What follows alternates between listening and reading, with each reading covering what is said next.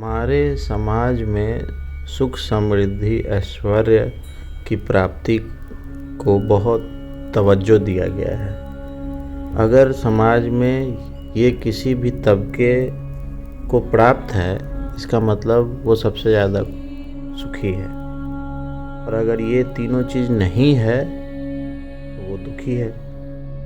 समाज की सोच, खासकर हम भारतीयों की सोच इसी तर्ज पे है कि ऐश्वर्य की प्राप्ति और सुख समृद्धि की प्राप्ति अगर हमें है तो सब समाज, आसपास के लोग ये समझते हैं कि हम सुखी हैं। पर ईश्वर इसे सुख नहीं मानते हैं। ईश्वर चाहते हैं कि जो मैं हूँ, ईश्वर जो जिस रूप में है, उस रूप का हर इंसान अगर हो जाए तो ईश्वर खुश होते हैं, और इंसान की संतुष्टि भी वहीं पे आके रुकती है। तो आज इसी दृष्टांतों को थोड़ा गहरे रूप से समझेंगे। सुंदरकांड की कुछ पंक्तियों से कुछ समझने का कोशिश करेंगे, कुछ गहराई से समझने का कोशिश करेंगे, क्योंकि ये आध्यात्मिक ज्ञान अनंत ज्ञान है। इस ज्ञान में डुबकी जितना भी लगाया जाए वो कम ही है, और हम इसकी गहराई को माप नहीं सकते हैं। तो आज फिर से सुंदरकांड की कुछ पंक्तियों पे हम केंद्रित होते हैं। जो संपत्ति शिव राम ने ही दिन ही दिए दसमात, सोई संपदा विभीषण नहीं सकुच दिन ही रघुनाथ। शिवजी ने जो संपत्ति रावण को 10 सिरों की बलि देने पर दी थी, वही संपत्ति श्री रघुनाथ जी ने विभीषण को बहुत सकुचते हुए दी। ये तब का है घटना जब विभीषण को रामचंद्र जी समझा रहे हैं, और समझाने के बाद विभीषण जी की शरणागति, सर्वस्व शरणागति हुई है रामचंद्र के चरणों में। तो भक्त जब शरणागत होता है, उस समय का ये स्टैंजा है कि शिवजी ने जो संपत्ति रावण को तब दिया था जब उसने अपना 10 सिर काटा था, वही संपत्ति श्री रघुनाथ जी ने विभीषण को शरणागत होने पे दे दिया, और वो भी सकुचाते हुए दिया। कहने का मतलब उनको देना बहुत कुछ था, पर उन्होंने दिया कितना? उन्हें लग रहा है कि मैंने कम दिया है विभीषण जी को। अस प्रभु छरही भजही जे आना, ते नर पशु बिनु पूछ बिशाना। निज जन जानि ताहि अपनावा, प्रभु स्वभाव कपिकूल मन भावा। ऐसे परम कृपालु प्रभु को छोड़कर जो मनुष्य दूसरे को भजते हैं, वे बिना सींग पूंछ के पशु हैं। अपना सेवक जानकर विभीषण को श्री राम जी ने अपना लिया। प्रभु का स्वभाव वानर कुल के मन को बहुत भाया। पुनि सर्वज्ञ सर्व उर्वासी, सर्वरूप सब रहित उदासी। बोले बचन नीति प्रतिपालक, कानन मनुज तनुज कुल घालक। फिर सब कुछ जानने वाले, सबके हृदय में बसने वाले, सर्वरूप सबसे रहित, उदासीन, भक्तों पर कृपा करने के लिए मनुष्य बने हुए तथा राक्षसों के कुल को नाश करने वाले श्री राम जी नीति की रक्षा करने वाले वचन बोले। यहाँ पे ईश्वर ने अपने भक्त के प्रति एक एग्जाम्पल सेट किया है। क्या सेट किया है? कि अगर भक्त के पास जितनी भी सुख संपत्ति, धन ऐश्वर्य या दुख विपत्ति, जितने भी चीज़ें हैं, उन सब का वो ख्याल न करके अगर वो सर्वस्व अपना समर्पित ईश्वर को कर देता है, तो ईश्वर सबसे ज़्यादा खुश होते हैं। क्यों खुश होते हैं? उन्हें लगता है कि भक्त जो है ये फंडा समझ गया, जीवन जीने का फंडा समझ गया, इसी में संतुष्टि है, शरणागति में ही संतुष्टि है। तो शरणागति का मतलब क्या है? तो शरणागति का मतलब है इच्छाओं का नाश। जो हो रहा है होने दीजिए, ये समझ के रहिए कि ईश्वर जो कर रहे हैं that is for betterment of me, ये मेरे बेटरमेंट के लिए है, ये अच्छाई के लिए है, और ईश्वर जो कर रहे हैं मेरे अच्छाई के लिए कर रहे हैं। ये जब सोच आती है तब आपकी शरणागति होती है। आपके साथ कभी अच्छा भी होगा, कभी बुरा भी होगा, पर आप हर परिस्थिति में समभाव रखते हैं, हर स्थिति में आप एक जैसा रखते हैं। तो हमारे साथ क्या होता है और समाज के साथ क्या होता है, हम लोग का ऐसा बुद्धि है कि हम लोग समझते हैं कि अगर सारा कैपेबिलिटी समाज के किसी तबकों को है, ऐश्वर्य है, पूरी सुख समृद्धि है, धन है, तो वो सबसे ज़्यादा सुखी हैं, और जिनके पास ये नहीं है वे दुखी हैं। तो पूरा ऐश्वर्य होने के बावजूद भी अगर कहीं भी ईश्वर का स्मरण नहीं हो रहा है, ईश्वर का कीर्तन नहीं हो रहा है, ईश्वर को कहीं सुना नहीं जा रहा है, समझा नहीं जा रहा है, चिंतन नहीं हो रहा है, तो वो बेकार का है। क्योंकि वो सारा ऐश्वर्य जो है वो ईश्वर का ही है।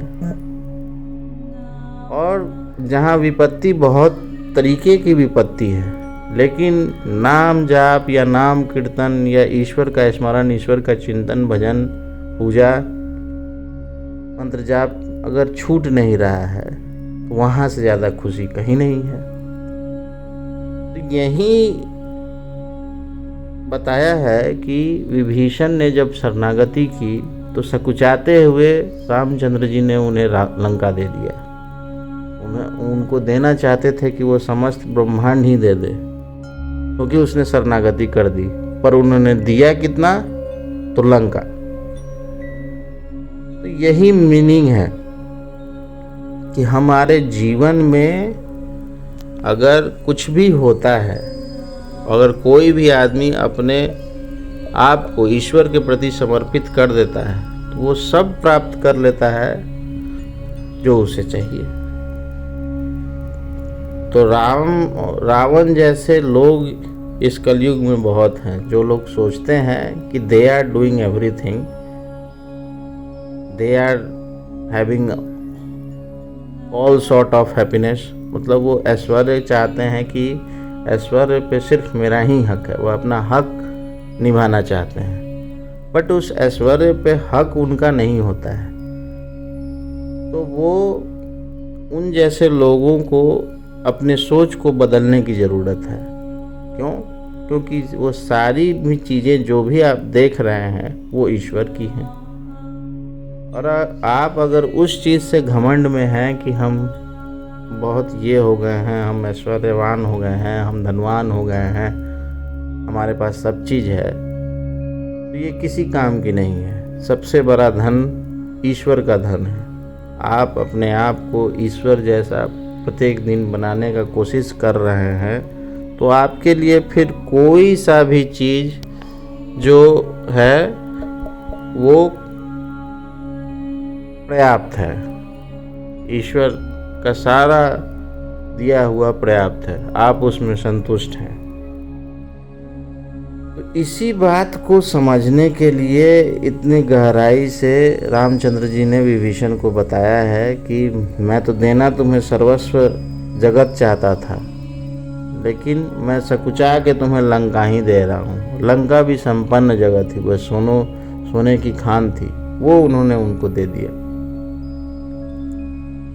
यही हमारे जीवन में भी है कि अगर हम अपने परिस्थिति से संतुष्ट होके और ईश्वर में लीन रहते हैं, ईश्वर का नाम स्मरण, मंत्र शक्ति से उच्चारण, पूजा, कीर्तन, अनन्य जितने भी विद्याओं से ईश्वर का स्मरण हो सकता है, अगर हम करते हैं अपने अपने ढंग से, तो हमसे संतुष्ट कोई नहीं है। और हर चीज़ का, हर कार्यक्रम का सिर्फ एक ध्येय है कि ईश्वर के रास्ते पे हर आदमी उन्मुख हो जाए। चल पड़े। बाकी क्या होगा क्या नहीं होगा ये ईश्वर समझे। ईश्वर की कृपा इतनी है कि आप अगर उसके रास्ते पे चल देते हैं तो आप के कितने कर्म और कितने खुशी आपके पास आएंगी इसका वर्णन नहीं किया जा सकता है। आप स्टेट ऑफ ब्लिस में पहुंच जाते हैं। तो अगर हमारे आसपास ऐसे कुछ लोग हैं, अगर वो ऐश्वर्य रख के घमंड में हैं, तो उनके घमंड को कम करने की ज़रूरत है, उन्हें सही चीज़ बताने की ज़रूरत है। अगर वो नहीं समझ पा रहे हैं फिर ईश्वर जो उनको गति देंगे सब सही। रावण भी इसका एग्जाम्पल था। उसने कोई भी बात किसी का भी नहीं माना तो उसकी गति अंत में क्या हुई। उसी तरह जो आदमी इस चीज़ को समझ लेंगे और विभीषण की तरह शरणागत हो जाएंगे तो राक्षस कुल के हो के भी वो उनसे ज़्यादा खुश कोई नहीं होगा। और जो आदमी सब चीज़ करते हुए और रावण की तरह नहीं कर पाएंगे शरणागति, उसकी गति वैसी होगी। तो बी ए भक्त, बी ए साधक, रादर एनीथिंग एल्स। अपने आप को भक्त बनाइए, उसकी रजा में अपनी रजा रखिए, उसकी सहमति में अपनी सहमति रखिए, अपनी इच्छा सारी इच्छा छोड़िए और ईश्वर में लीन रहिए। वही सबसे बड़ा ऐश्वर्य है, वो नहीं जो दिख रहा है। सबसे बड़ा ऐश्वर्य ईश्वर की भक्ति है। और अगर आप भक्त हैं तो आपसे बड़ा ऐश्वर्यवान कोई नहीं है। तो अपना ऐश्वर्यवान होने की जो सिलसिला है उसको बरकरार रखते हुए ईश्वर के प्रति अपने आप को समर्पित करिए। जीवन में जैसी भी आपकी परिस्थिति हो, जिस स्थिति में भी आप हों, ईश्वर ने आपको दिया है उसका धन्यवाद है, उसको हमेशा धन्यवाद कीजिए और उसको नहीं भुलाइए, एक मिनट के लिए भी नहीं। और इसके लिए स्वामी विवेकानंद ने भी कलयुग में सबसे बड़ा कर्म बताया है दान को। तो दान कितने प्रकार के हैं? दान उन्होंने बताया है 4 प्रकार के। तो पहला दान जो है धर्म दान है। धर्म दान को ही आध्यात्मिक दान कहते हैं। दूसरा दान है विद्या दान। तीसरा दान है प्राण दान।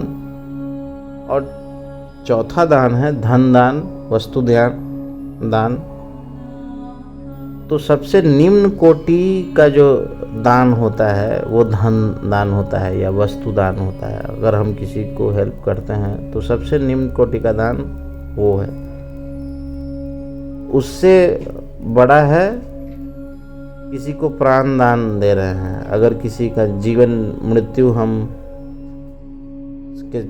से उसको जीवन दान दे देते हैं तो उसको प्राण दान बोलते हैं। ये धन दान से थोड़ा सुपीरियर है। तीसरा है विद्या दान। अगर आप किसी को विद्या दे देते हैं, समझा देते हैं, पढ़ा लिखा देते हैं ताकि वो एबल हो जाए वो चीज़ समझने के लिए, तो उसको प्राण दान और धन दान से सुपीरियर माना गया। और सबसे बड़ा दान है आध्यात्मिक दान। तो आध्यात्मिक दान उन्हीं लोगों को मिलता है जो कि ईश्वर के चहीते हैं, और उससे बड़ा दान कोई नहीं है। तो वो आध्यात्मिक दान मिलता कहाँ से है? तो किसी से, साधु से, गुरु से, संत से, किसी से मिल सकता है। तो उस आध्यात्मिक दान से क्या होता है? हमारे अंदर की मलिनता जो है वो साफ हो जाती है, हमारा अज्ञान दूर हो जाता है और हम ईश्वर के हो जाते हैं। और हम ईश्वर में अपने को समर्पित कर देते हैं, ईश्वर के प्रति उन्मुख हो जाते हैं। तो बस यही सबसे बड़ा ऐश्वर्य है कि अगर देना ही है, किसी को दान करना है, तो आध्यात्मिक दान करिए, उस दान के बारे में बताइए और उसको खुद से अपने सोल को अपलिफ्ट करने में मदद करिए। यही सबसे बड़ा हेल्प है, इससे बड़ा हेल्प कुछ नहीं है। तो आज के लिए बस इतना ही। ओम हं हं हनुमंते वायुपुत्राय पंचमुख हनुमते नमः। ओम हं हं हनुमंते वायुपुत्राय पंचमुख हनुमते नमः। ओम नमः शिवाय। जय श्री राम।